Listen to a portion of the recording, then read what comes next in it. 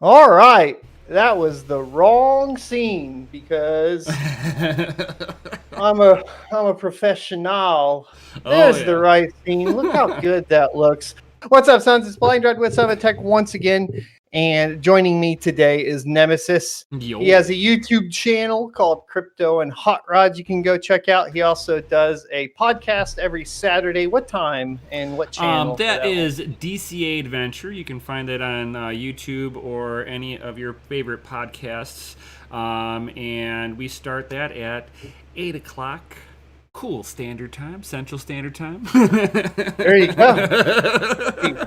Easy for me to make if that wasn't my normal bedtime. So why am I up so late today? Well, a ton of shit happened, right? So, well, there goes monetization. So shoot over those Right. donos, boys, because I'm already screwing that up. But that being said, we have lots of news. I think my favorite one is going to be AMD seems to be preparing a new blockchain GPU for crypto mining.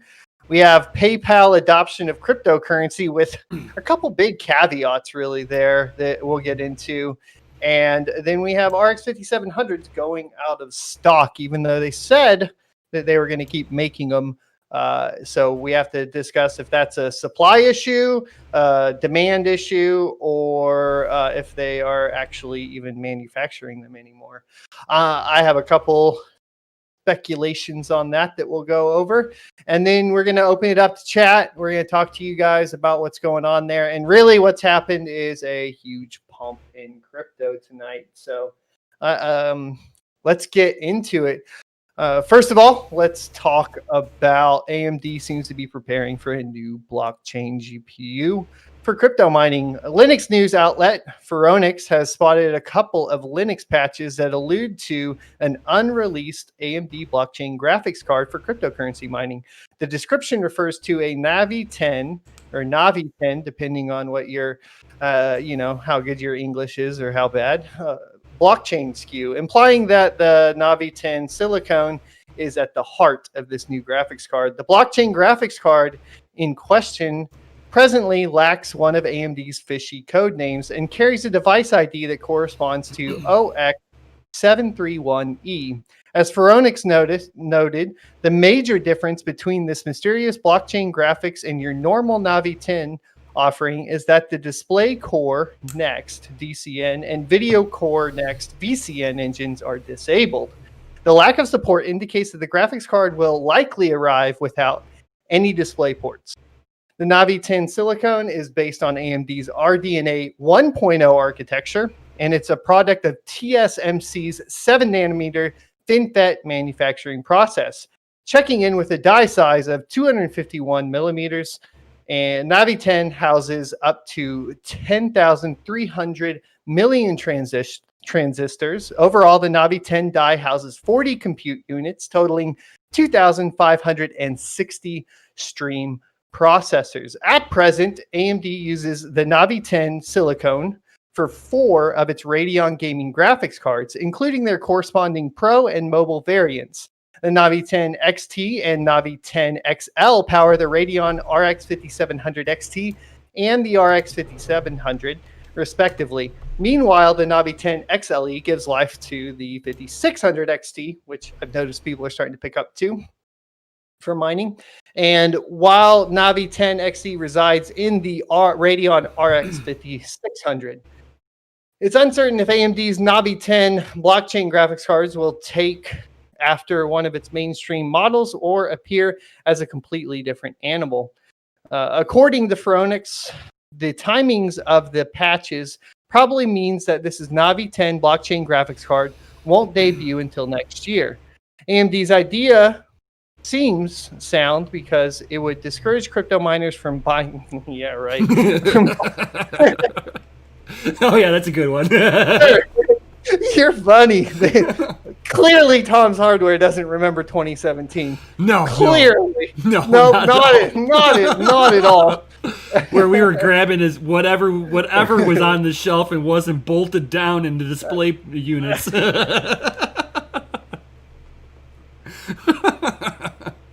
Yeah. Okay. All right. Not that it matters, given that Navi powered parts are still widely available. Yeah, sure. Yeah, Keep just like thinking that. NVIDIA. Yeah. Alternatively, AMD could just be getting rid of leftover Navi silicone, as the chip maker will be announcing the new RX 6000 series. That's going to be on the 28th, I believe. And that will leverage Navi 2 dies. So yeah, we're getting on to 2.0, right? Yeah. So there you go. Navi might be more energy efficient than Vega or Polaris, but we're unsure if the crypto mining performance is there. What? Yeah, these guys don't know jack shit. All right. No. First of all, like, I'm sorry.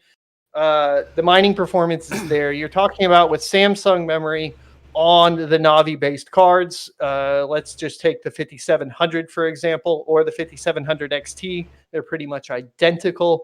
If you just do a little bit of elbow grease, you know what I mean? But you're talking about with Samsung memory, 56 to 57 mega hash a second, hovering somewhere between 90 and 110 watts, depending on how good you got the roll. And then on the Micron memory models, you're talking about anywhere from 110 to 130 watts, once again, depending on how good you got the roll. You can, of course, in my practice, with the two different memory modules on the current Navi cards, you can get a little bit more hash rate out of the microns, but you are sacrificing some power. Just a little bit. It's quite a bit in my experience, but that is kind of what we're talking about. And so welcome everybody into the stream. Before we talk about this a little bit more, Bimby, thanks for being here. Mohammed, good to see you back. Crafty2, what's going on, my man? Good to see you here. Rob Scan, welcome. If the MSRP is 50% of similar cards with DisplayPort, you might consider it. Yeah, that's not going to happen, but I don't think it's going to happen. So my assumption here is when they said they were going to keep manufacturing RX 5700s, these are what they're talking about. Yeah. I think pretty much every RX 5700 that had issues with either the VC, what is it, the VCE, or sorry, I'm messing that up, VCN or DCN, if they were having issues with either one of those, I think they're repurposing them. Probably. I mean, considering that they're claiming a zero waste foundry now. Yeah, so I mean, they're like, oh crap, DCN's not working or VCN's working or something's a little messed up. Go throw it to the cryptocurrency miners, they'll take it. Right. And that may be true, that may not be true. It depends on the performance, right? So the good news is, from what I'm reading, is that it will have the full 40 compute units of the 5700 XT and the full 2560 stream processors, if this leak is true. Yeah. Meaning I just that had somebody in my chat, Alex Perea, he's like, through BIOS or a hard shunt. They're going to be turning this all through BIOS. The shunts are for power mods. So that's a whole different ball game. You don't mess with power shunts unless you're doing extreme overclocking, like Gamers Nexus or something like that. They're trying to beat benchmarks. I mean, that would be a fun thing to do, though, to have an overclocking cryptocurrency mining hash rate competition. Okay, now, actually, you just touched upon something that I've been trying to set up in the background. So, I call it hash drags. Hash drag. There you go. So, we may have to talk about that. Right. Go ahead. I'm trying to get myself an LN2 pot that you don't have to use liquid nitrogen on, because that gets expensive. But you can use dry ice and rubbing alcohol in. Okay. So that's something that everybody. I don't think you can limit that, though. That's the thing. Like, LN2 can't be off the table. No. It's not going to be off the table. It's just that I want to make sure we have different entry levels for different people in the community that want to join. Oh, okay.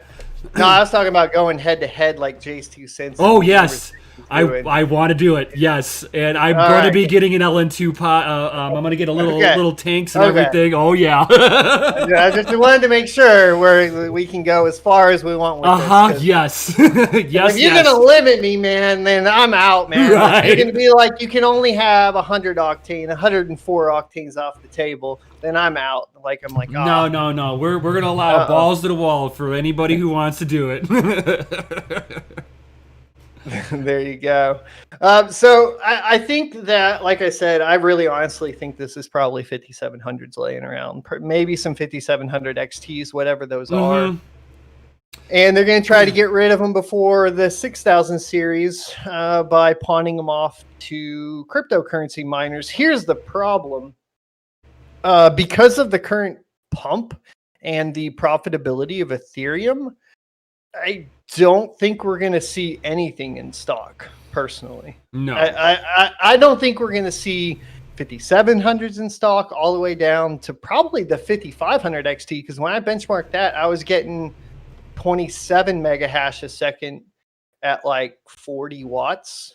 Holy cow. You can even really knock all the way down to the 5500 XT and still be pretty profitable. Right. I mean, so it's possible it goes all the way down to that, depending on what ends up happening here. The savior of that will be people scared of ETH 2.0 and proof of stake. Mm-hmm.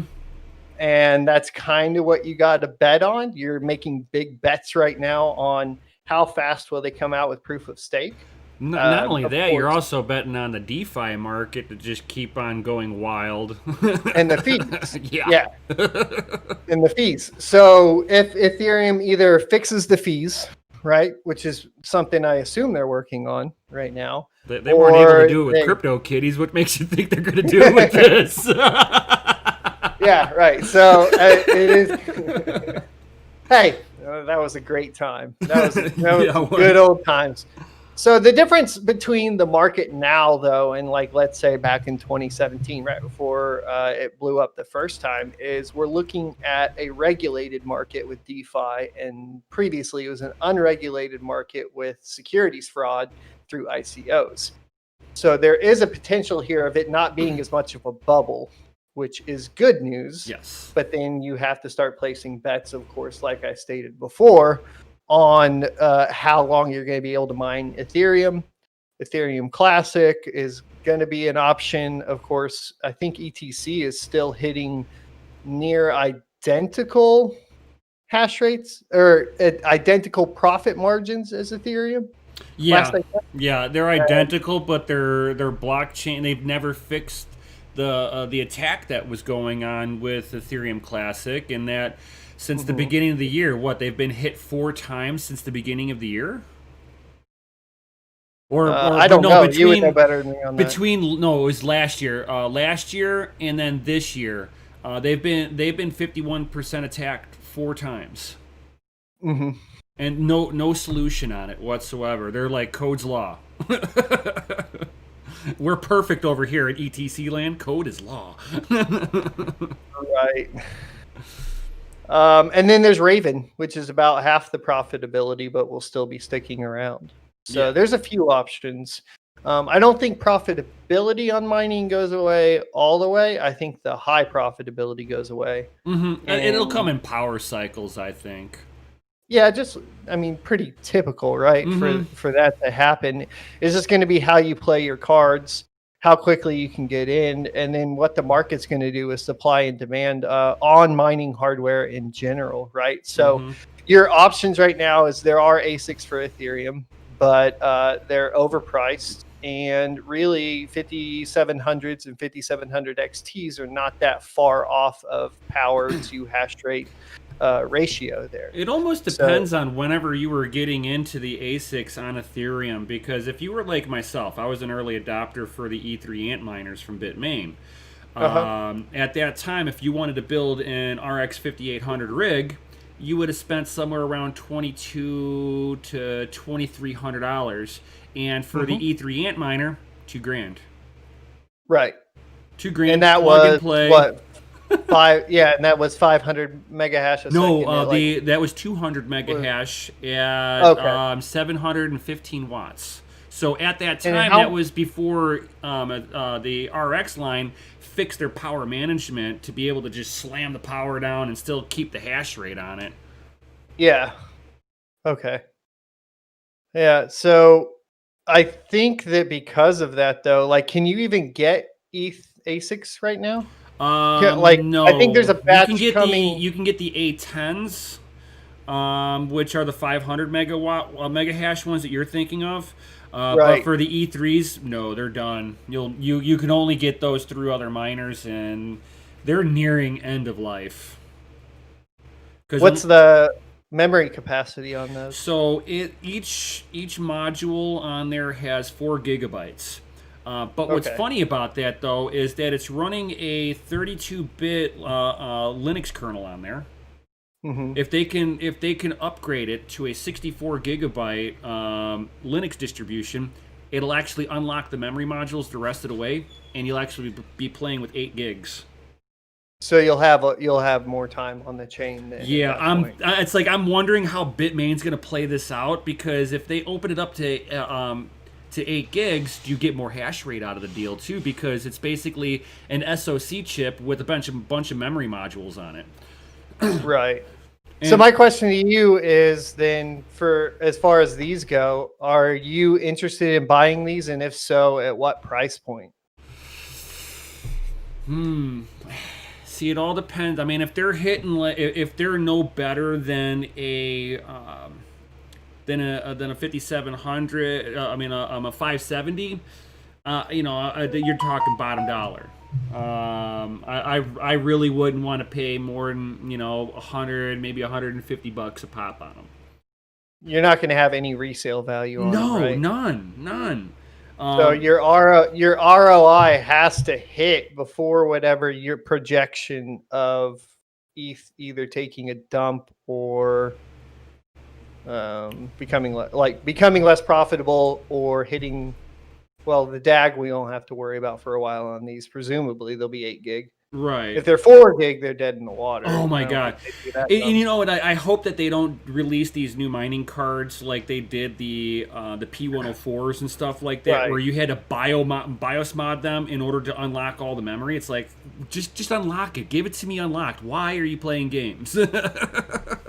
Well, because those memory modules presumably weren't running to spec, right? So they were out of spec, as far as I understand it. For So what I understood, that they doubled the memory capacity on them, and then they just sold them off, because like there was 8 gigabyte memory variants, and they were basically 1070s, and they were being shipped out with only four active. But AMD did that with the 580, the 580s, the 570s, the 480s, and the 470s. This has actually been something AMD's done a lot, they've just deactivated the half of the memory modules just so they could have a cheaper line. Mm-hmm. And that they've been doing that for, golly, I mean, I think that goes back even further than the 400 series. Probably. Because AMD has been known, if it binned out bad, this is 6 core, we'll make it 4.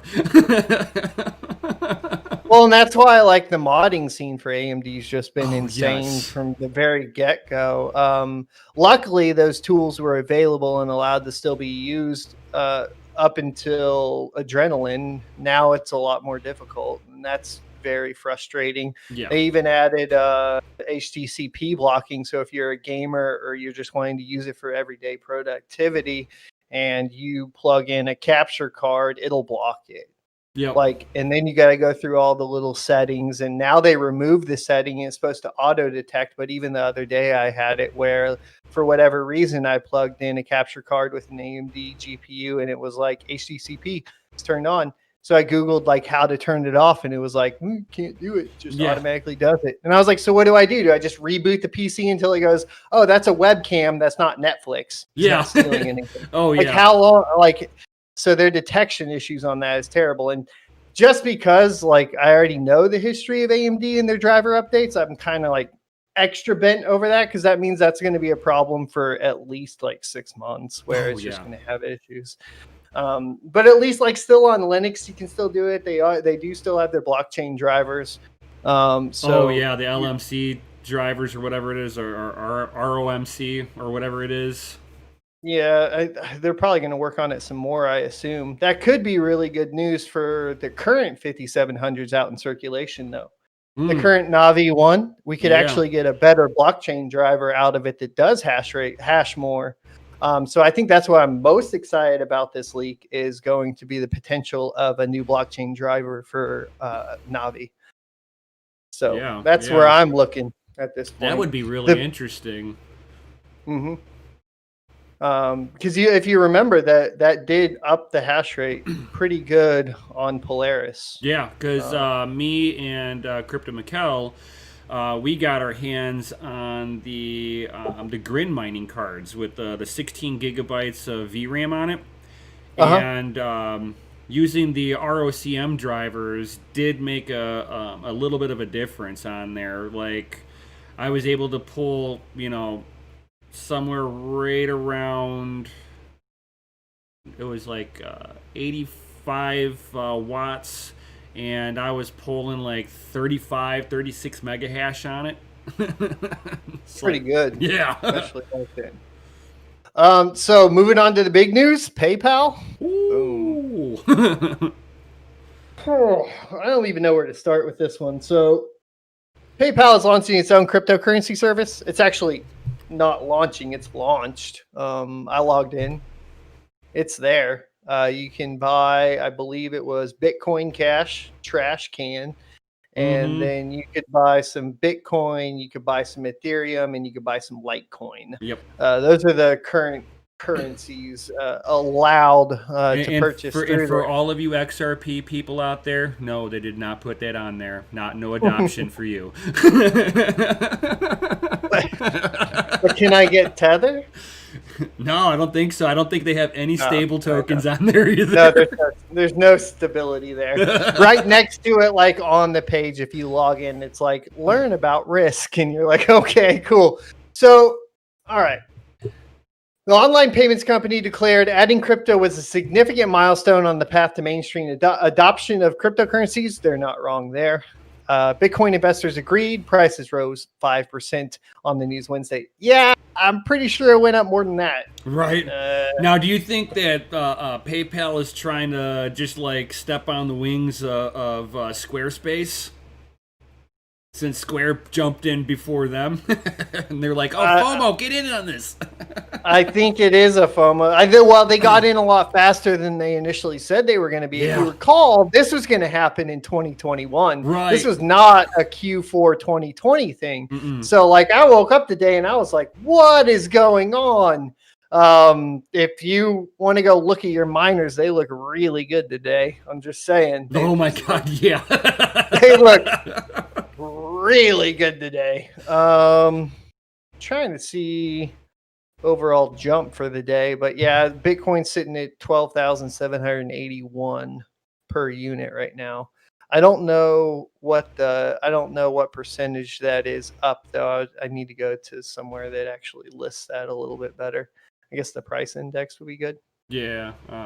So I guess they're right. Alex is like, I think PayPal is beating the big boy banks. Can I say more? But at the same time, the banks are already into it. I mean, think about it. They're already setting up custodialship for Bitcoin. But they block it to the general consumer. Yeah. Still, most of them still do. All the big ones. Yeah. Oh yeah. JP Morgan and all of them. Yeah. but they're leveraging it on the backside personally. Because they know cash is trash. Yeah, it's bank stuff, man. It's crazy. So at this time you can buy it and it's some sort of coupon thing. Don't go buy crypto in PayPal right now.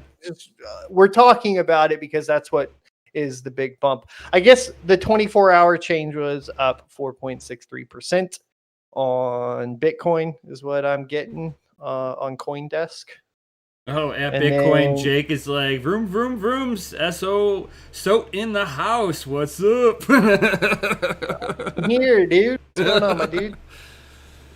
So, and then and then Ethereum was up 4%. Fucking Ripple's up 3%.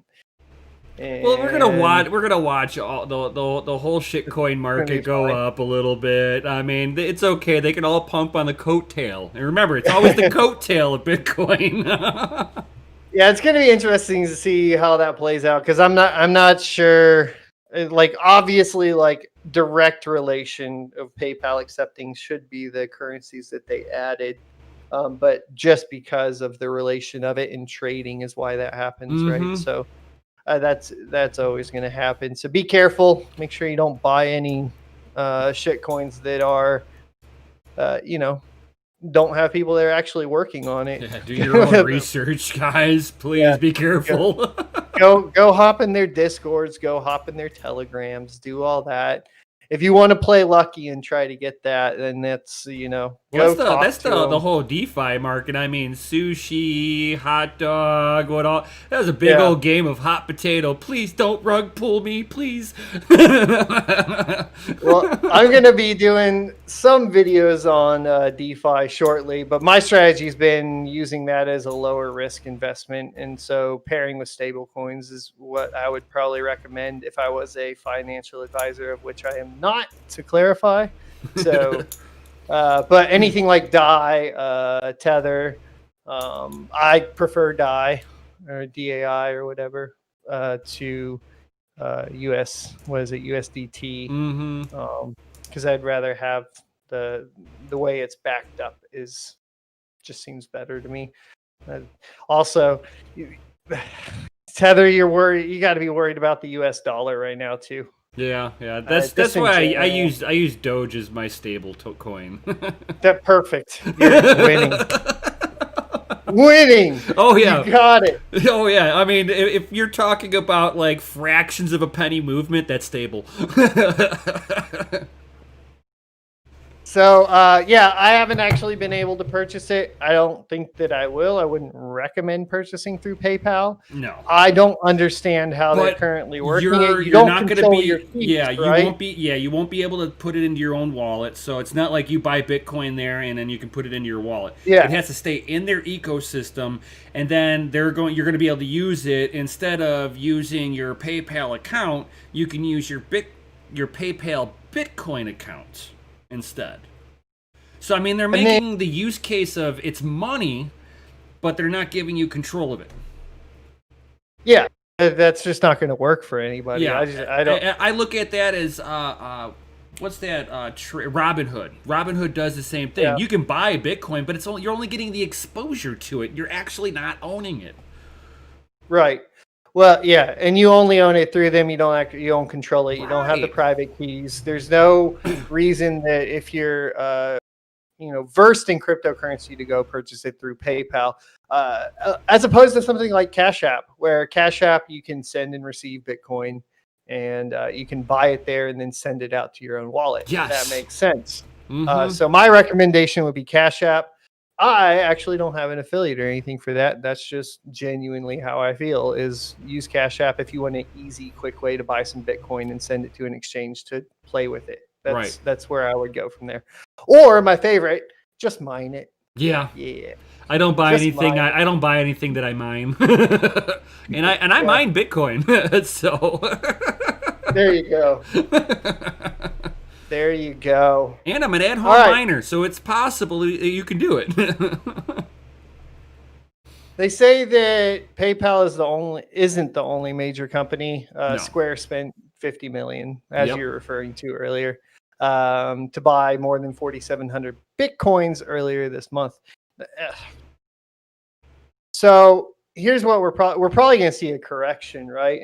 This week at some point. Probably go up a little bit more as the news hits anything bigger than, CNN hit it, right? But I don't think Forbes has an article. I don't think a lot of the general trading market websites like E-Trade or anything like that have any news on it yet. No. At least when I checked before the stream. No. So as that news releases tomorrow, You'll have a little bit of pump in value for the the versed cryptocurrency guys, like you guys in chat, so on and so forth.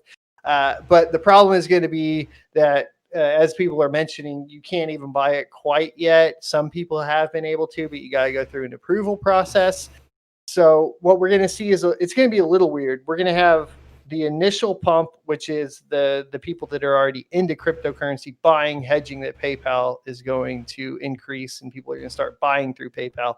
And then I think right after that, what you'll have is a more large scale adoption of like the layman that's not versed in cryptocurrency, that's buying Bitcoin through PayPal because they hear about cryptocurrency. They want to find the easiest way, and they're like, oh, I already have a PayPal. So there will be an initial bump from the general public as well. So you're going to have those two, and then I think you'll see a correction after that, personally.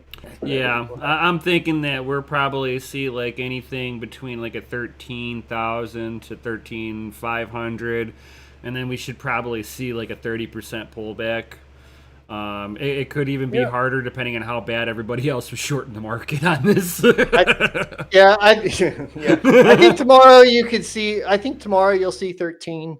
I think it's going to test that limit. Mm-hmm. And then I think once people are approved and able to purchase, like the general public in PayPal, I think you could see it go above 14 for a little bit. And then as soon as that corrects and the people that have been, trading it, short that or whatever, and people lose money on PayPal. Oh my God. That's what's going to happen. They're going to get a big old slap on the hand. Yeah, because the general public's going to buy Bitcoin at 13 grand. They're going to, I'm telling you, this is what's going to happen. The value is going to go up to 14 grand. They're going to get excited and buy more. Mm-hmm. Right? And then all the longer term investors or the people that have been trading it are going to dump it on them, because they'll be at 14 grand, and then they're going to lose money and they're going to get scared and dump it. That's what's going to happen. Yep. So, and that's kind of the same with like new players in the stock market too. Like whenever that, that beautiful emotional roller coaster. It's like all those memes that they have. You show the newbie, he's on the front thing going ah, and then you got the experienced guy. He's just sitting back there, kicking back, almost going to sleep. He's like, I already bought this shit at $2 grand. Right. I've been on this roller coaster. This is like my 20th time. I'm gonna go to sleep. So wake me up when the ride stops. Pretty much. So the last topic, because I'm a mining channel and you are too, is going to be the 5700, the RX 5700, which is my favorite card. And my favorite card in particular has been the MSI Gaming Radeon RX 5700, because nobody wanted them. And now, all of a sudden, everybody wants them. You can't get them in stock until October 24th. B&H is out of stock now. They started limiting first. Today, they started limiting. Then they went out of stock. Newegg, I think, is out of stock. Let me go check. Or Newegg upped the price on them. It's probably people sitting on the sidelines going, I need to buy new cards. And they're like, man, I can't get any of the NVIDIA. This is what's left. I'm going to grab it. But they're buying. I mean, I don't think the gamers are buying it, because if you go Google this MSI Radeon RX 5700, the first thing you're going to come up with is Gamers Nexus shitting all over it for being trash. Yep. And here's the thing. It's not actually trash if you just do a little bit of work, which I did a video on this YouTube channel for, and you can check it out. All you got to do is replace some thermal pads. You can get the thermal pads on Amazon for about $10. It'll do 6 cards. So when these things were selling, obviously you see here on Newegg, they went up to $395 and now they're out of stock. When these things were selling for $330, this was by far the best deal you could get just anywhere, period. B&H, you can get tax exemption too. So you can use like your YouTube channel, or like just go ahead and create a business real quick and go get tax exemption for them. B&H does that. Newegg does that. I believe quite a few places do. So if you have sales tax in your state, make sure you do that right and set that all up. Go get with a financial advisor to figure that stuff out. But now we're seeing, these have gone out of stock now. And I think it's a matter of time before we start seeing the $400 range start going out of stock. As you can see here, The XTs are going out of stock. Isn't this hilarious too? The MSI Radeon RX 5700 before it went out of stock was $1 more than the RX 5700 XT. Because it had more value. That's why. A little BIOS mod on there, and the XT became obsolete. It's pretty funny though, and you can see the reviews on the 5700 are way better than on the 5700 XT too for those two cards. So yeah, I tested out the Lisa Sue edition from one of my community members, Nefarious Technology. He let me borrow it, and I had it here, and I'm playing around with it, and the first anniversary edition. Yeah, that thing. I got that. It's underwater though. So I didn't put it underwater. It's like I didn't have it set up like that. But using the stock configuration with the blower on there, I noticed something while I was playing around with it, and that because of the way that they use the housing of the blower to support the PCB's weight, which is a cool idea. I like that. Problem is that the upper side was probably a thousandth of an inch too thick, maybe just a pinch more, and so you got better contact patch on the lower side of the GPU die than you did the upper side. So whenever I put my thermal paste in there, I actually got worse temperatures on it than I did putting the thermal pad down on it. On the core? Yeah. Oh, okay. The core actually did better with a thermal pad on there. That's I think that's a problem on the MSI as well. So, which I don't get better temperatures with the thermal pad. I've been pretty lucky. But you water blocked yours, so you bypassed the entire issue. Well, no, that's different. I'm talking about on the MSIs. But my gaming rig is the anniversary edition underwater. Yeah, so I mean, you bypassed all the issue with that, which. Yeah, and I'm not even mining on it right now. I don't want to mine on it. If I mine on it, basically the water evaporates, and it's a mini ITX system. Oh my God! Yes, have a big reservoir in there anyway. I have my FPGA with water, and I can't believe in 4 months and I'm putting in I lose an inch out of my reservoir. I'm like, where'd you go? Yep. Pretty much, and I'm in Texas, so you can imagine. Oh yeah, it's half gone. This has only been 2 days. South Texas too, so right. Bye water, real quick. All right, let's hop on to chat. How's that sound? That sounds good. I'm gonna pull this up. What's going on, chat? How you guys doing? Yeah, I've got your chat and my chat pulled up. I guess I need to pull your chat up here in a second. Let me go through this. I don't have too many, so there it is. So Alex is odd question. 1070 Ti Cerebus worth $220 a card, or spend some for the 5700/XT once the cards drop AMD.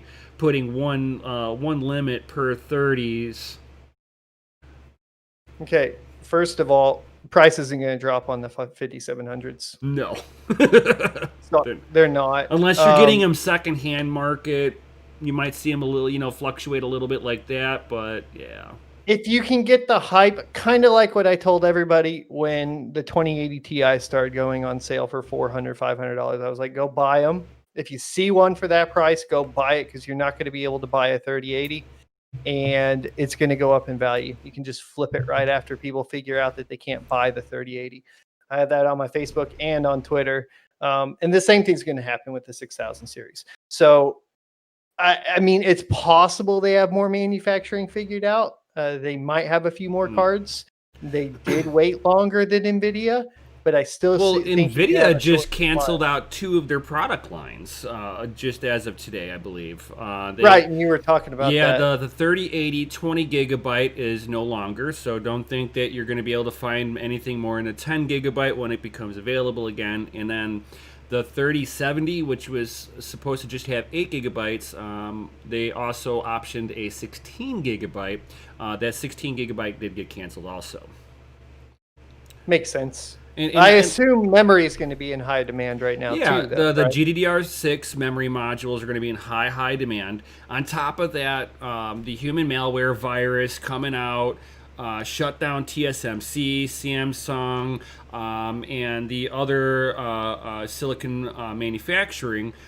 And then the third party manufacturers that's manufacture all the subcomponents for the silicon, they have been shut down. That was coming out of Taiwan. Taiwan shut down for a while. So you have Apple, AMD, Nvidia, Intel. They are all trying to push their products through, and there's just not enough for everybody. That's why we're going to see such a supply shock. And then for the first time, we're seeing scalpers. Mm-hmm. And I think that's well, and I don't. I think we're gonna have a scalpers and a GPU miner issue. Yeah. Oh yeah. Well, here's the deal. It's too profitable right now. Like the thing is like if you buy right now almost anything, you're talking about less than a year ROI, which is unheard of in pretty much any other investment. So if you're somebody that is into investing and has a lot of my bad. I was unmuted over on the other one. Sorry, I muted it because I hit the bait. So what I was essentially saying is that what's going to happen is you're going to have scalpers and miners to compete with on the Radeon series. It's just going to happen. It's probably going to happen on the NVIDIA series, no matter how many times they try to release the 3080, unless they try to gimp it with drivers, which NVIDIA might do. NVIDIA is that type of company. Well, they are trying to do that because they're like, we're having issues when it fluctuates to over 2 gigahertz on the core. Well, and their power delivery is too new and was clearly an issue. Mm-hmm. Clearly an issue.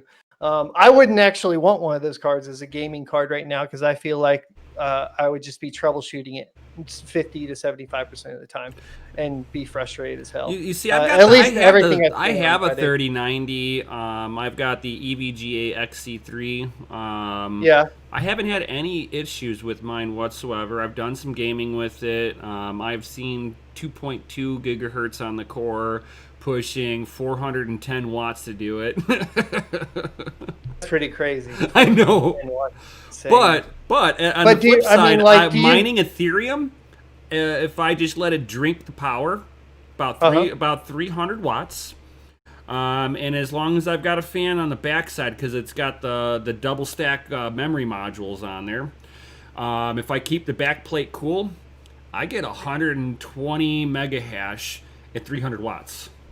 Right, and that's going to be tempting for a lot of people that are mining, right? Especially as these cards start going out of stock, like we were talking about before. At 120 mega hash on Ethereum, though, that's 2 5700s basically. That is 2 5700s, but that's a 3090. So 2 5700s for $800. I don't know. That's $1,700 for the 3090. Right, that's what I'm saying. So, like, when it's going to become tempting is when the 5700s go out of stock. Yeah.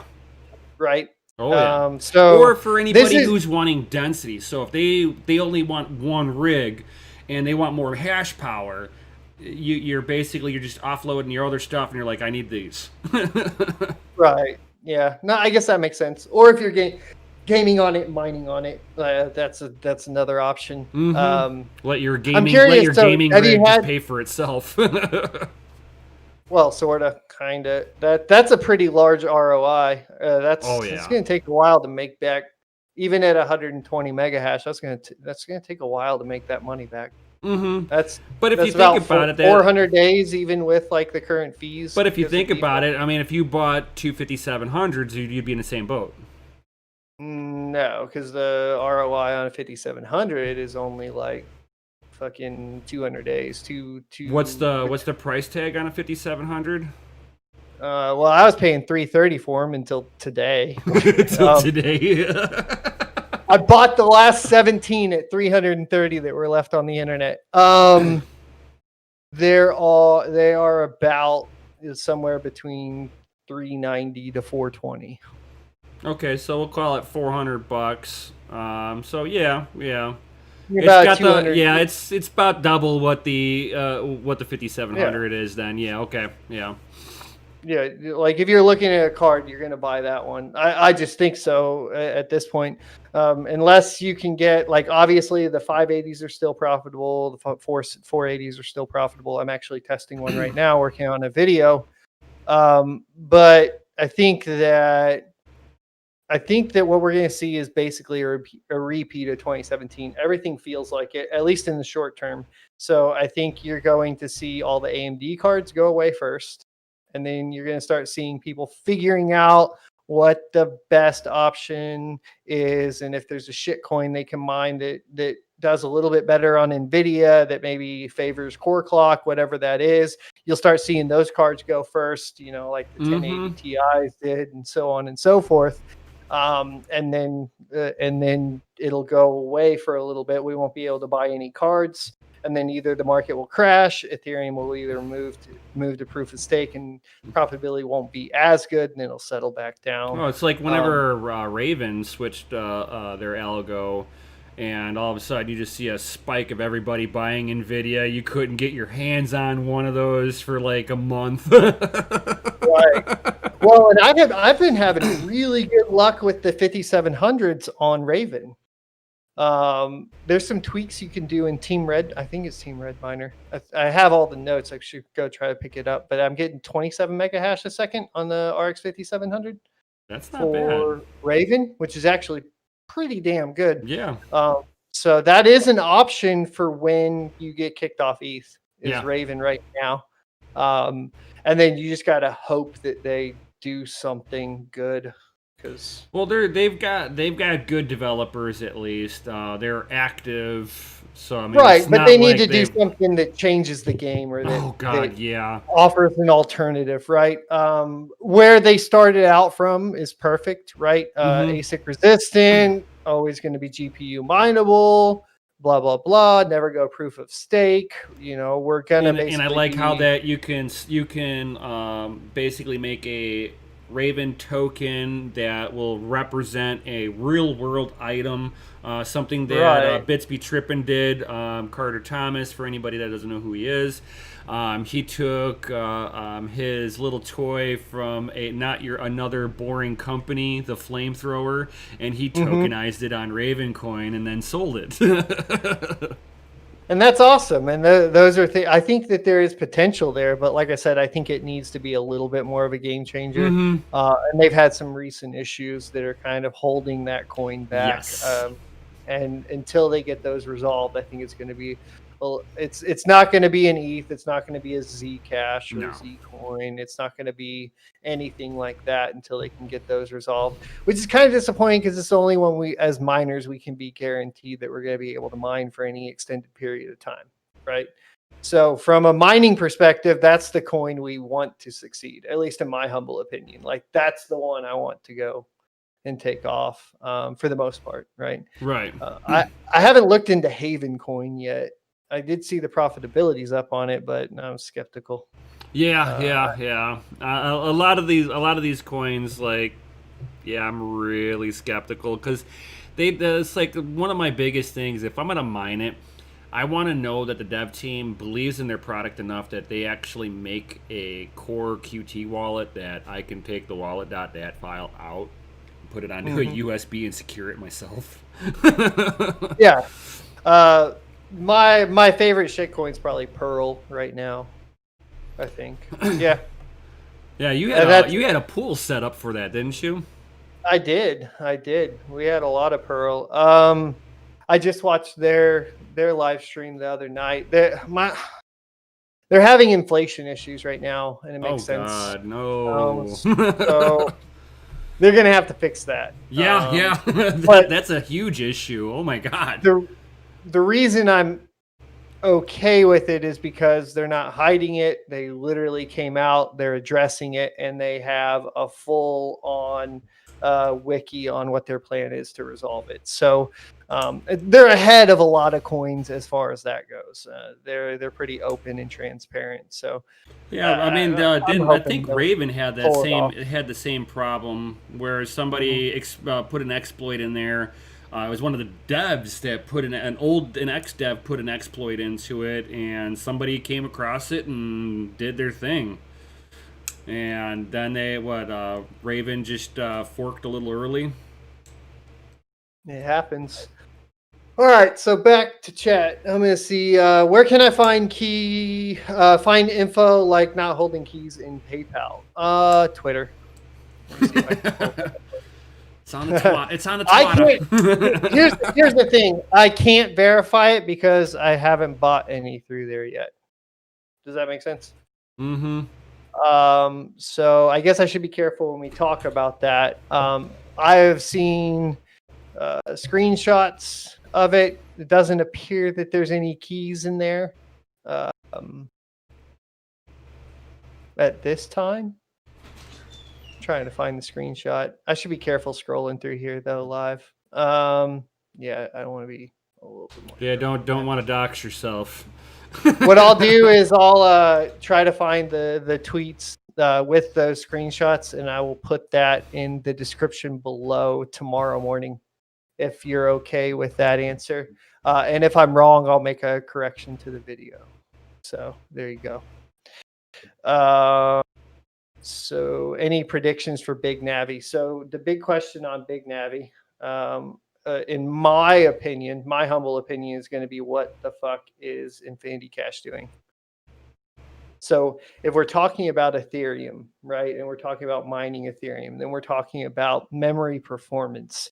And if we're talking about memory performance, the memory difference between regular Navi and current Navi is not anything different. The modules are the same, right? We're getting GDDR6. What is different is bus width, which is smaller. Yep. And we're talking about Infinity Cash. So from a mining perspective, we need to know what Infinity Cash is actually doing and if it's helping improve the communication between the memory modules and the core.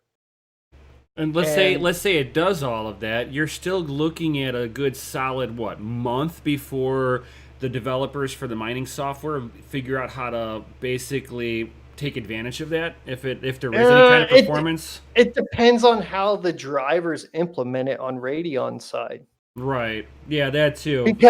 Because I don't know that it matters as much that the developers of the miners figure it out as much as how it's actually functioning. At the end of the day, we don't know how it works. Like, well, I don't have a full understanding of how it works. Right. Well, my 1660 Ti took a month before the mining software overclocked the card properly. And then Crypto McKell's MSI Gaming X 1660 Ti wouldn't even mine for a month. Well, and that's so we will have that issue as well. Right. Possibly. I'm not sure that that's tied to Infinity Fabric. No. I mean, Cash, it's just how that works. Yeah, it's just a matter of how it's being implemented. I mean, if it's something that it's all done on card side, on GPU side, then the software doesn't care. Here's why I think it may help memory performance. And so stick with me on this. The current GPU market is trying to advertise 4K 120 hertz and 8K.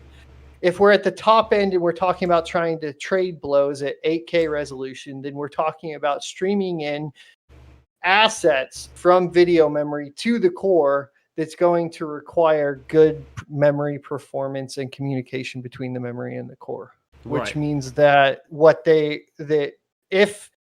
because we know they cut the bandwidth down, right, or the bus width down, then we know that Infinity Cache, presumably, or something else that they've implemented, is increasing that speed. Something is, right? Because they're going to have to trade blows with NVIDIA at the top end and say, we have an 8K 30 FPS, no fun to game on GPU. So you're gonna have one of those options, right? Right. So, I mean, is it going to be true native 8K, or are they, trying to do 8K or upscaled 8K? And that makes a difference too. 3090's doing 8K, right? Yeah. But the 3080 can do 8K, but it does upscaled 8K better. Right. Well, upscaled for NVIDIA right now, from my impressions, has been better, period, right? Yes. Because, I mean, like Gamers Nexus was saying, he's like, 8K So, doesn't technically really exist in its full right. form. So, as you point out there, then that would reduce the size of the assets being loaded into video memory, which would then lower the requirement of the bus width, which would then mean that mining performance is going to be worse on this generation of Radeon GPUs than it was on the previous generation. And that's been a small little suspicion of mine since some of the leaks started coming out on this. Yeah. So when I saw, because today I was going through Twitter, and I think it was Savage Mine had posted like Eth Hashrate Predictions. I was like, huh? I was asking where he got those from. He said he was just kind of presuming, guessing, yeah. And I think that's where we're all at this point. Yeah. So you have one of two options: either if Infinity Cache actually does improve that performance, and we're going to see better hash rates, and it's going to be super surprising, or they are going the route of upscaling. They are reducing the need of full resolution assets, and the mining performance is going to be less. And it's either way, right? Yeah, because like if you look at the numbers on the AMD side, it's more in line with a 2080 Ti. On the 6900? Yeah. Well, the core clock's way higher. Yeah, the core clock it's like they went like in between. But because that bus width is so nerfed, I don't think they're gonna. But here's the thing, dude. It literally looks like they traded places with NVIDIA. Do you remember, like, and so that core clock might be doing a lot more than we think it's doing. Yeah, one can hope. Fingers crossed. Yeah. But we're talking about 300 megahertz over what's in the next gen consoles. Yeah. And if we're talking about next gen consoles, we already know the next gen consoles are looking really dang good for the price to performance, which tells me, and they mine pretty good too. That I don't know about that. I already know a few people who I've already figured out or found somebody that figured out how to do it, and I was like, "Get out of here!" And he's like, "No, they're good. They're good, nice." So, and I think those GPUs are around the 6700. Yeah, is where I think those are sitting at. So, if we know, I'm just saying, there's a pretty high possibility that they're good for gaming. Yeah. And then if your leak is correct, right, your unnamed source there, then maybe the mining is good. I'm hoping that there's the possibility that they're good. I mean, what's in the next gen gaming consoles seem to mine pretty good, but they're a little different, right? So the PS5 is a mix between RDNA 2 and RDNA 1, right? But the Xbox is all RDNA 2. Right. So then you also have to go ask that guy, is that a PlayStation or is that an Xbox? He was on Xbox. Okay. So then there you go. We're good to go. But that's all speculation, chat. We don't know anything about that yet. But you also have Xbox and PlayStation. They're going to have their own requirements of, we need this memory, we need to do this. So, I mean, what they got is not going to be reflective of what's coming out. All right. So, do you have any questions? I'm going to look through for the next question. Crypto Pope thinks you're Carter Thomas. No, this is Son of a Tech, Blind Run. Go check him out. Give him a sub, guys. I used to be a mining creator, a pretty large one. Right. I missed the Hash Wars, you know. Mining Rig Wars? Yeah, that's what it is. Yeah, Mining Rig Wars. I want to reset that up. I just haven't yet gotten to it. I have about 22 submissions that were never done. So we're going to do like a classic, right? And then we're going to move into a new. So that's my plan right now, is to go classic Mining Rig Wars, which is going to be like 480s, 580s, 1080 Ti's, all that kind of stuff. And then old algorithms and stuff too. So I think it'll be pretty fun. And I've stolen one of your catchphrases. I use it every once in a blue moon. May your hash be high and your watts be low. Yeah, there you go. It kind of stuck in the back of my mind for a while. I'm like, man, that's like the best phrase ever. Yep, that's a good. We came up with some fun stuff. Yeah, you did. Best recommendation for a good gaming GPU that will mine in the off time: RX 5700. Yep, 57 or the 5800. Both are a great choice. You mean 5700 XT? No, the I mean not the 57, not the 580. Even the 580s is a decent. Oh, the RX 580. Mm-hmm. I wouldn't game on a 580. I've done a little bit. I mean, they're terrible now. To me, they're not fun gaming wise. I mean, to me, all the AMD GPUs, I just can't stand behind them. I love when it comes to gaming. I have the power play on mine, and mine's beating my RTX 2080, so I actually just swapped over to it now. Yeah, see, I'm running a 1080 Ti, and I mean, I haven't found too much that really just like outperforms it, except going into the new 30 series and maybe the new 6000.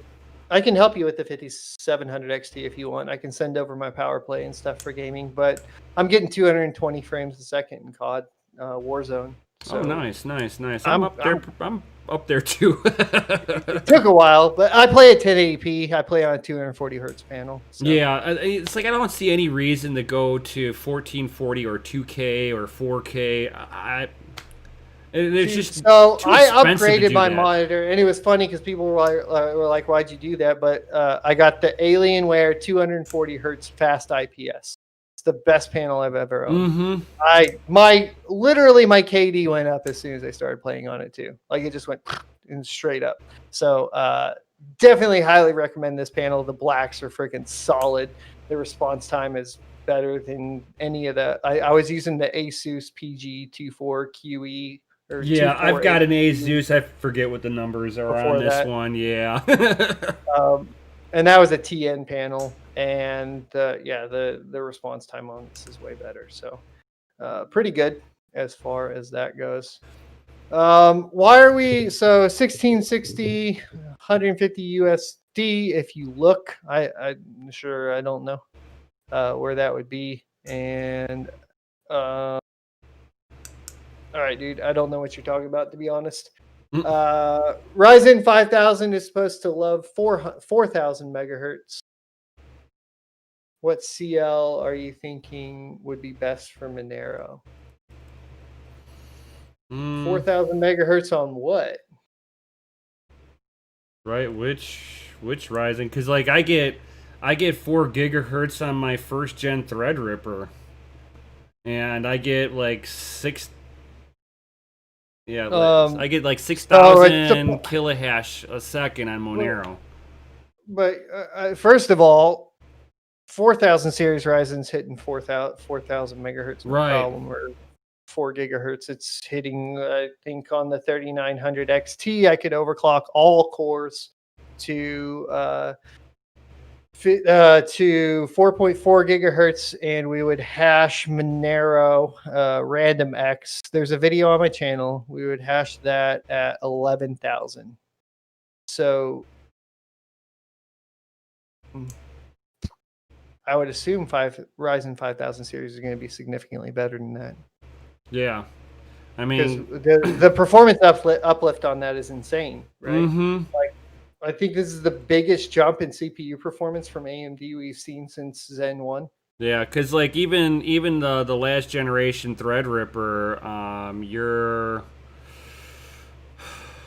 just under 5 gigahertz. I think it's like 4.9, something like that. On all cores. Now we got to be careful with that now because they're advertised are really jacked up. The 3900 XT advertised boost clock is 4.7 gigahertz, but what that really means is it's 4.7 gigahertz on a single core. Right. So when we're looking at what these advertised boost clocks are on Ryzen 5000 series, I would take that and remove 300 megahertz from it for all core overclock. So yeah, unless right now, if you're it's hitting water blocking it, and then you can. not even then though. I mean, I had the 3900 XT underwater, and the best we could get was 4.4. Damn. And we hit leaderboards on hardware bot with it. So my assumption is that's kind of the limit, right? Probably. Yeah. There's some guys with LN2 that are getting better, but you can't gain with LN2. No. So that is useless. So my presumption would be that the 5000 series will sit around 4.6 gigahertz all core overclock. Yeah, but you should still. I mean, if you're mining Monero, if the Threadripper, the 3950 WX is getting, what is it, 12,000 kilohash on Monero, I'm thinking that the new 5000 you're going to be above that. Yeah, no problem. No problem. New 5000 series is clearly. So he was talking about a big boost on 4000 megahertz memory. So we're talking about DOCP profiles there. Right. And if you're talking about DOCP profiles and 4000 megahertz, I don't think that would be a 1-to-1 clock. That's not a 1-to-1 clock. So it's 3200. No, yeah. So was it 21? So you would get decreased performance. You would need to find what the 1-to-1 would be for that. I don't think it's 4000. I'd have to go do memory calculations.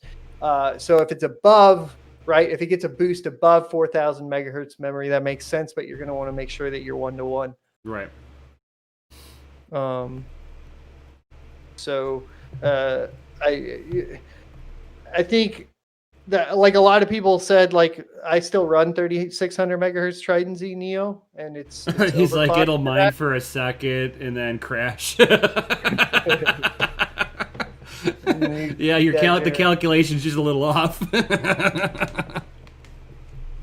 You're wondering about CAS latency. So you're talking about CAS latency on your memory modules. Look, here's the deal. You want the best performance for Ryzen and Zen and Infinity Fabric. You want Samsung B-Die, and you want 18 CAS latency or less. Right, yeah. I would recommend getting 18 CAS latency, Trident Z Neo, and then using DRAM calculator to tighten that up to 16. Yes. It's guaranteed on those modules. Oh, hell yeah. So, I'll show you. Here, these are. So you just want these exact modules. These are the Trident Z Neo, and they are 18 CAS latency. They have never failed to hit 16, and you will immediately get a sentiment boost. Yep. Period. Very true. Get tighter if you buy the 16s, but it's not worth the money. No. I mean, unless you're an extreme overclocker. Yeah, I wouldn't bother getting. Because I know they've gotten them down to like 14. 14, right? yeah. Which is insane. But yeah, I wouldn't really worry about it. Welcome, John. Welcome to the stream. We're just going through chat. We talked through all the topics. If you have some more questions, just let us know. Yeah, I gave my buddy my 14s. I donated to him because he needed a PC, and that was like my overclocking RAM. And I'm like, I never use this. I use mine all the time. Use the 14 CAS latency because I have 18 CAS latency, and then I downclock it down to 16. It's like it's perfect. I tighten it all up, and it's perfect. Yep, and it's cheap. Yeah, cheaper, way cheaper. Than trying to get 64 gigabytes of it. I was so happy when G.Skill started actually like kind of taking over the performance ground on memory. Yes. Because they still haven't really screwed me on price, I don't feel like. As opposed to like a lot of other memory manufacturers where I'm like, Corsair. Why is this? Yeah. And why is it always Corsair runs at 3,000 megahertz? Why does it never run at even 3,200? Like, right. I'm like, why do you even make that trash? Nobody wants it. And you're charging more. Yep. I don't get it, dude. And it's like some, it's never we're Corsair. We're an exclusive club. It's such a. I hate their memory. Yeah, for sure. Yeah. So the question was, but I thought that 8 gigabyte would still be good for mining ETH. Yes, you're fine. You'll be fine for a long time. Ethereum Classic hits 4 gig DAG on October 31st, and Ethereum hits 4 gig DAG on December 23rd. Yep. Which right now, if you guys are kind of like feeling frisky and you really want to get a little bit of ETH in, it's not a bad idea to go pick up those mined GPUs for like $50 a pop. So your return on investment between now and December 23rd would mean that you would need to spend between $45 and $50 a pop on a 4 gig GPU for a 470, and you would need to spend somewhere between $50 and $60 on an RX 480 to get ROI by the time the DAG hits. And then you can just drop those cards off onto some shit coin and just bank on it, like, you know, just make whatever profit off of it after, or sell it to newbies. Yeah, so there's an option for you guys because I've seen quite a few fire sales on those, and they're not terrible, and the ROI if you get them for that price is ridiculously quick. 2-3 months, right? So definitely take a look at that. I'd recommend doing that if you're just kind of wanting to get into mining and learn a bit about it. Because the quick ROI is there. I think it's a good budget friendly. I'm learning mining build, like a 6-card RX 470 4 gigabyte build for like $50 a pop on the card. And when they say, hey, I want 75, tell them no, it only works right now until December 23rd, and I need to get my money back on it. Just tell them that. It's worked for me like 9 times out of 10. Right. Just like, no, I'll give you $45 because that's how much I will make before they don't mine anymore. And don't even mention that you're just going to throw them on shitcoins after. Just tell them it won't mine anymore. So I have to make the money back. Right. Be like, I'm being good. I'm going to make the money back for you and get you out of your bad purchase. Just right, play the good guy and you'll make it. It's fine. But don't pay. I know a lot of people are trying to get 75 for them. Don't pay 75 for them. No. Just don't do it. Alrighty. So how much free space on my main drive? Oh, you want me to look for you? Probably 318 gigabytes. There you go. I use cloud, dude. I'm a cloud solution specialist. What do you think I do? Nothing's on my computer. Video games. That's it. Yep. Everything's in the cloud. And you will never find out what cloud or where. It's my own personal cloud, you bitch. All right, so... And then everything else, like wallets and stuff like that, USBs. Hardware wallets or USBs, yeah. Or just paper. Yeah. I don't do paper anymore, though. I know. I've got a couple of paper, but everything else, I just encrypt my own USB devices because at the end of the day... That's a hardware wallet. I'm so lazy. I use BitLocker. Okay. Yeah. I am. I'm just like go into Windows Explorer, BitLocker it, and then call it a day. Store the key somewhere. Yeah, and I have the Nano Ledger and stuff like that. Yeah. I have CL14 at 3600 megahertz for a 3900 Expo. A little spendy. Looking for something a little more budget friendly. Yeah, so the memory module just showed you. You'll be good to go. And you updated to the latest version of NiceHash. NiceHash isn't allowed on this channel, and you will be banned for talking about NiceHash. Yeah, we refer it as Nice Hack. Look, here's the deal. It's always been bad. It always will be bad, and they will never be transparent. And the other thing that most people don't talk about is that NiceHack's main core developer is the same person that made the butterfly virus, the Mariano bots. I didn't know that. He is a convicted hacker. Convicted. He has been arrested. He got out of jail, and NiceHack hired them. I do remember that story. Yeah. I don't Look, touch nice hack with a if 10-foot pole. if all the Bitcoin on your site disappears when Bitcoin hits $20,000, and then it takes you years and to you pay it still back, and don't it's pay it still not back. all pay it back, Yeah, then they took it it to sucks. 80. They paid back 80%, and now since COVID, they've suspended paybacks. Yeah, COVID's been an excuse for things that it should never be an excuse for, Yeah. and that's one of them. Yeah, exactly. Because Yeah. people are still Like, using their platform the same way, so it's not like they're not making money. look, man, if you were working out and then COVID happened and you were like, I'm going to stop working out because COVID, that's essentially the equivalent. Yeah, Like, yeah. just in general. So I don't get that. That's not an excuse. Nope. They had the money. They clearly I'm at this point convinced they pulled it out and sold it for USD and then added it back in after the drop. It's almost like what Mount Gox is trying to do. They got the Bitcoin to give everybody what was taken from them, but they're trying to tie it up into litigations. Well, and then if you buy back in, then like your payback is easier and you already made the profit, right? Like you sold a Bitcoin for 20,000 and then you gave it back to him when it was at 4,000. Clearly you made $16,000. Clearly, yeah. Exactly. That's what you did.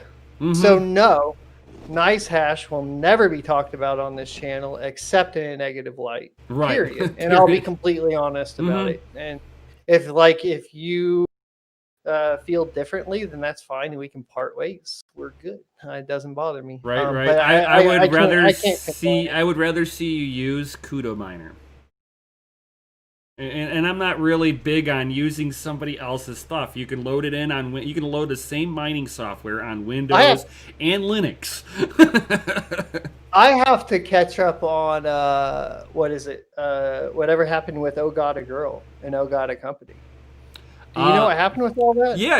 Actually, I'm friends with Christy Lee. Okay.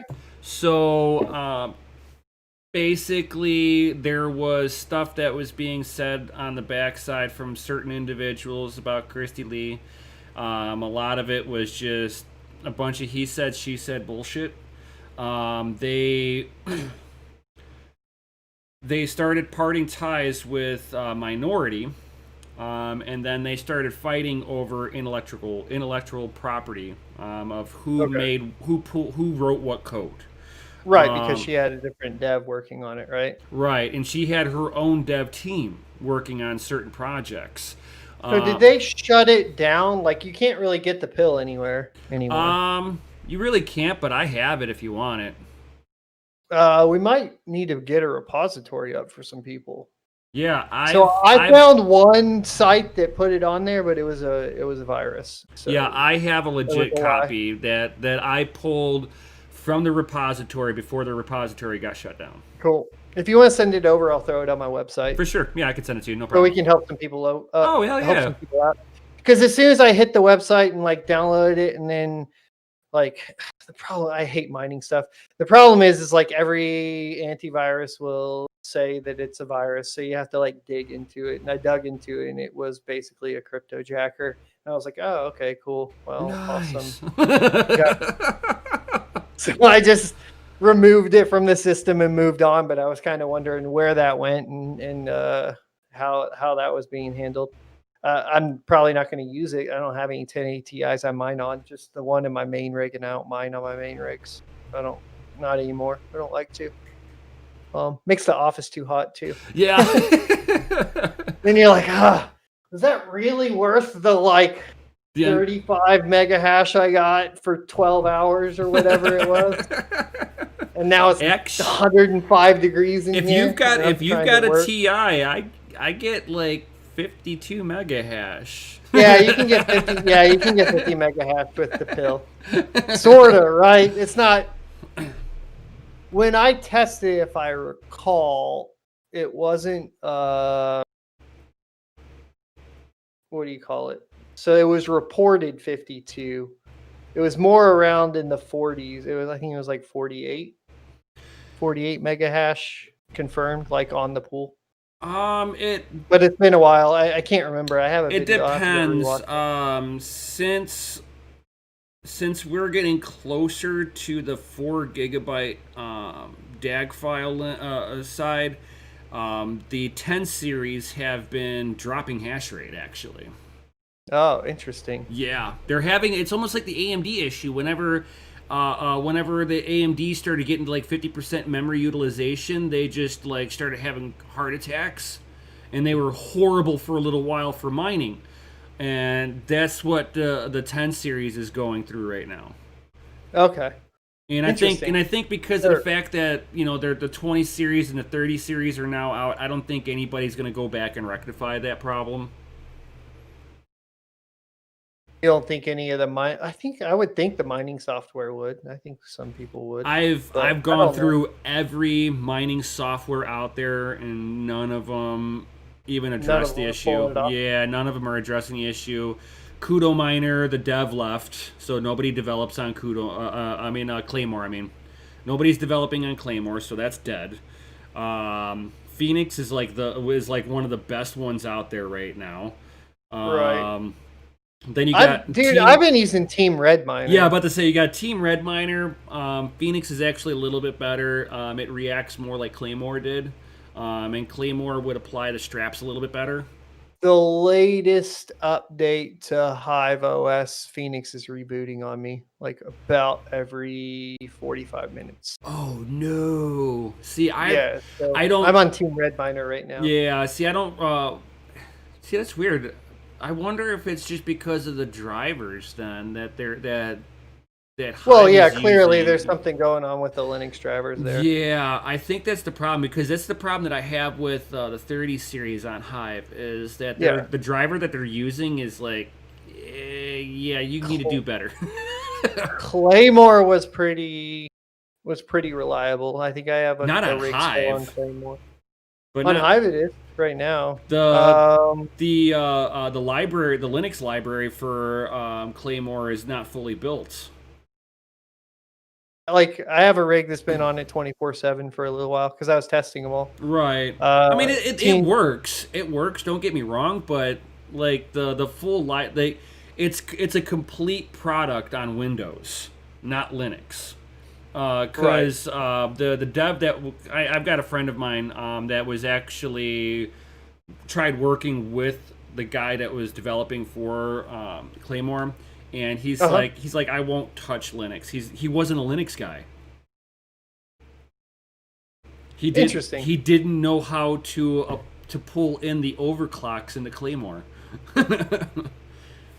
Because on Windows side you can do everything with inside of Claymore. You do not need MSI Afterburner, the Radeon software, or anything like that. Yeah, so for Claymore on Hive, I just do TT-0, and then I do all the overclocking through Hive, and then run it, and it's fine. Hash rates are a little lower. That's the big thing. Team Red Miner. So Phoenix Miner, my reported hash rate's always higher than my effective hash rate. And then Team Red Miner, my effective hash rate's the same as my reported hash rate. The fees are about the same. About the same, yeah. So I just go Team Red Miner right now. It's been pretty solid. So that'd be my recommendation, unless you're having some sort of issue, at least if you're using Hive. Yeah, probably Linux in general. Yeah, pretty much Linux in general. Yeah, I mean, that's like I bounce between Team Red Miner and Phoenix for my RX 580s, and it just kind of depends on who pushes the latest update out. Right. And Team Red Miner, I seem to be able to push the overclocks a little further. Right. Just a tad. So there's that. That's pretty much it as far as all the testing I've done on all I have right now, 5700 and 5600s. I have 4 5600s, and then the rest are all 5700s. Nice. I think I did order one more 5600, just because, well, basically the amount of cash I had, I could order one more 5600 or wait, and I was like, screw it, sort of. Right. So this is like dumping a whole bunch of money into mining, like it's 2017. I see you buying, like, you're like 4 rigs later. I'm like, good God. Yeah, we'll be at 7 rigs on Monday. Mining, it's an addiction. There is no Yeah. Miners We'll be Anonymous. at, we should be at about 2 gigahash on Monday, somewhere around there. It should be pretty good. Have I? Okay, so that was the rant on NiceHash. I swear I always have a rant on NiceHash. Oh, it will never end. No, Because it like won't. everybody wants to do NiceHash because they get paid in Bitcoin and the profitability seems good. And it's the easy. profitability is It's good easy. until they I decide think- to take on. Yeah, I it's think easy. I think that's the big play is that's the easy button. I download a program, it auto tunes. I put a little overclock to fine tune it in, and go to bed. Yep, and you're golden. No, yeah, I get that. I get that aspect, and I get that service, but I don't trust the company. No, not at all.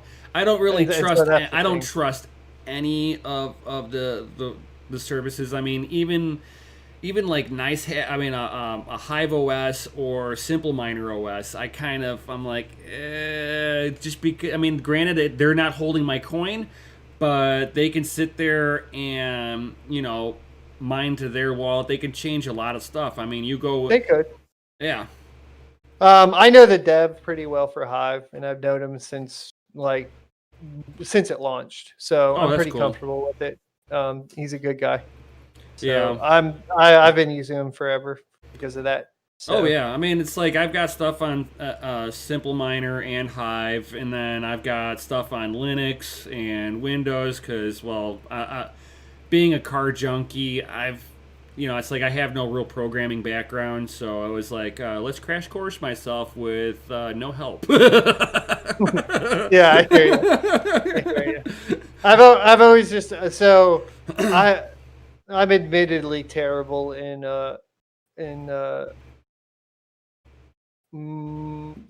well, I guess I take that back. I used to be terrible in Windows, but now I do so much PowerShell. I'm not. Yeah, it's like I'm getting way better, and I have to say, like, you actually helped me out with mining on Simple Miner, try to get the to mine on the CPU.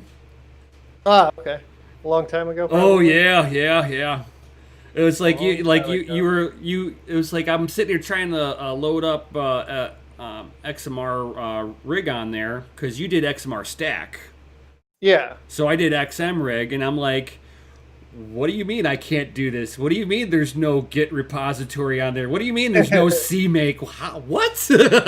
Trying to figure it all out. Yeah, Yeah. I'm like, what in the world? And I'm like, wait a minute. I remember somebody was talking about this at one point in time. Go on to Google, and I came across your vid. I'm like, oh, I'm stupid. Let me fix that.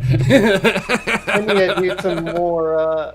I need to do some more how-to videos. Those are my favorite to do. Period. Oh Just yeah, 'cause hands down, yeah. they're always fun. It's fun to help people. Mm-hmm.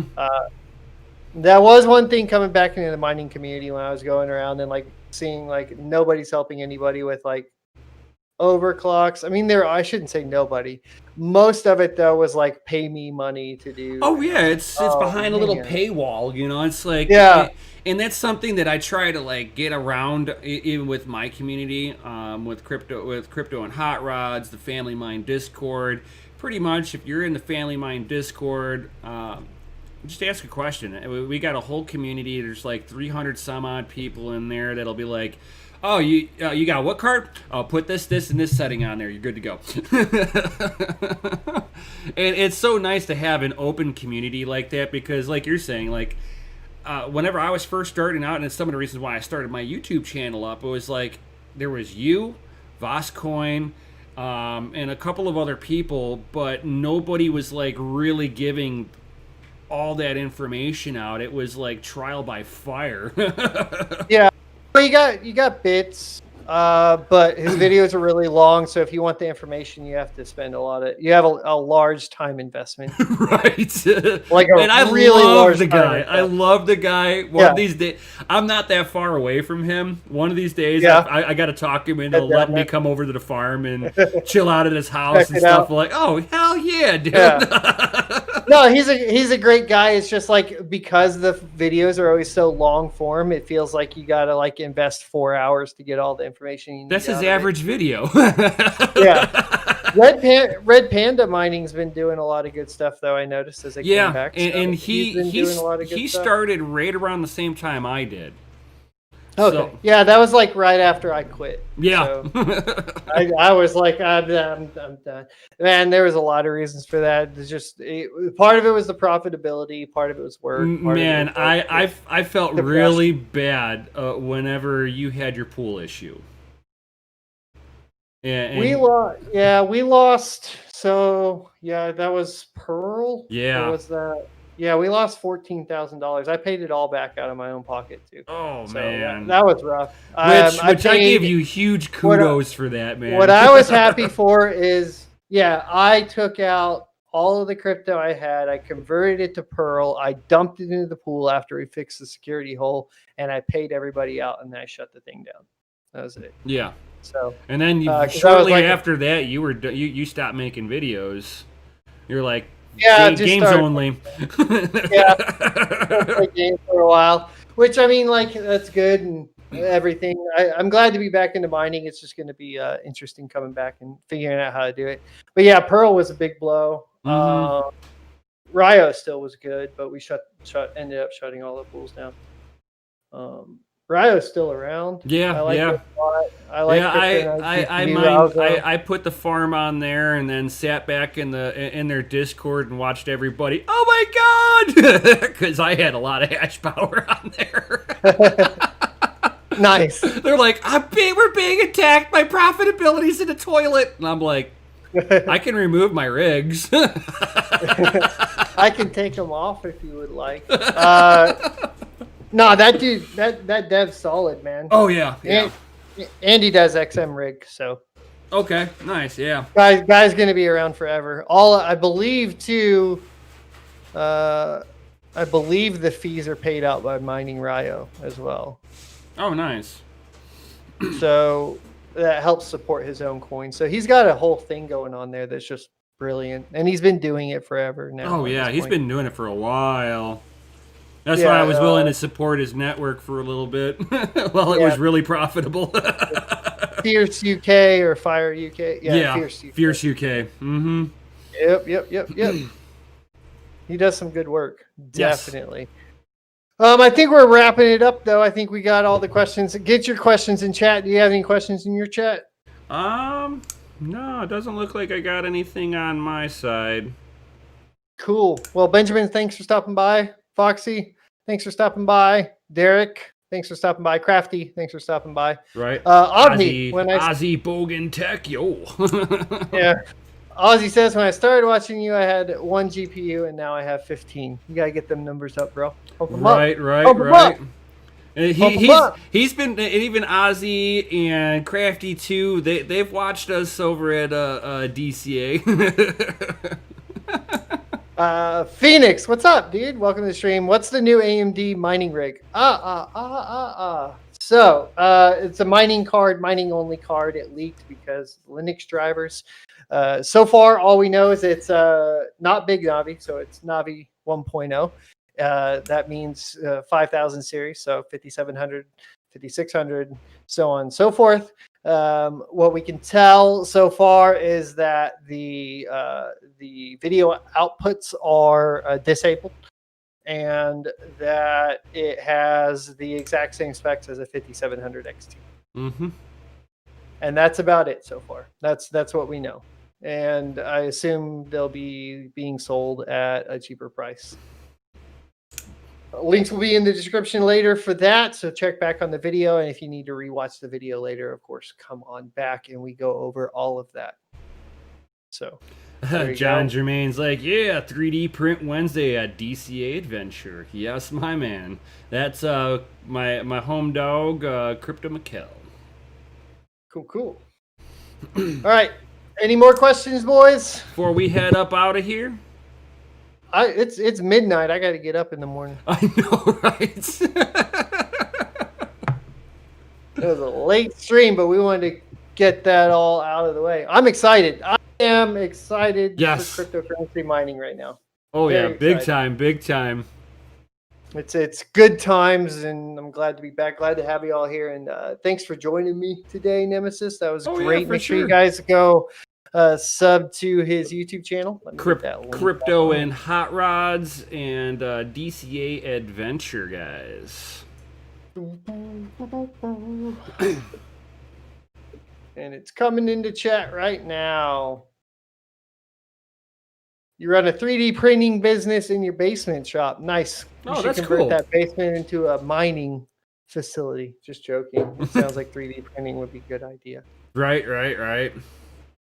Are you printing up that PPE, personal protection equipment? Or are you just making cool stuff? Just getting ready for all them riots. On that note, I'll see you guys next Tuesday.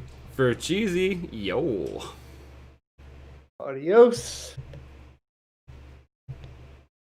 Cool. Thanks, man.